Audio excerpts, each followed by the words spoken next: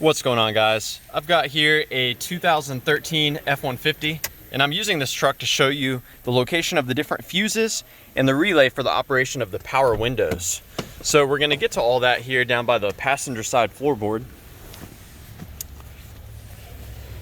We first pull this cover off by just reaching around the back and just pulling towards you. So let's remove and set that aside.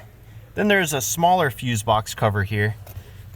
You remove this just by pinching on either side and pulling straight out. I'm first going to start with the main fuses. So we've got two 30 amp fuses. Number 1, which is this one here, and number 3, which is underneath it right there. Power from these fuses are sent to the actual window motors. So very important. Now, in addition to that, we've got a relay, we've got a circuit breaker, and we have a fuse. So what's cool is we can tell if the relay is working, because if it is, our fuse number 32, which is right here, will be receiving power when the key is in the on position.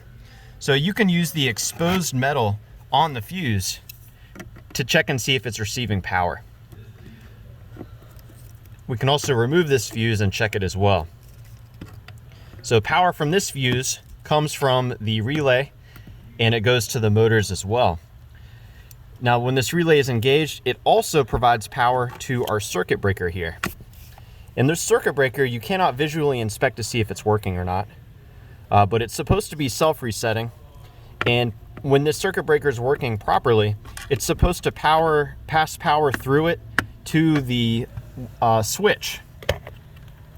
If you suspect that circuit breaker is bad, what you can do is you can remove it and you can find a fuse that will fit into this slot. It's going to be one of the larger fuses, and you'll want it to be a 30 amp fuse because this is a 30 amp circuit breaker. One last troubleshooting step you can do is you can remove this relay. You just wiggle it and pull it out, and you can manually send power to its circuits by connecting those two pins together. You could also go to the fuse box under the hood and grab an identical relay. There's plenty of these relays under the hood, and you can swap it in just as a troubleshooting step. So yeah, I hope this information was helpful for you and was a good starting point in troubleshooting the power windows on your F-150. Please do let me know if you have any questions or if you have any advice. Thanks for watching.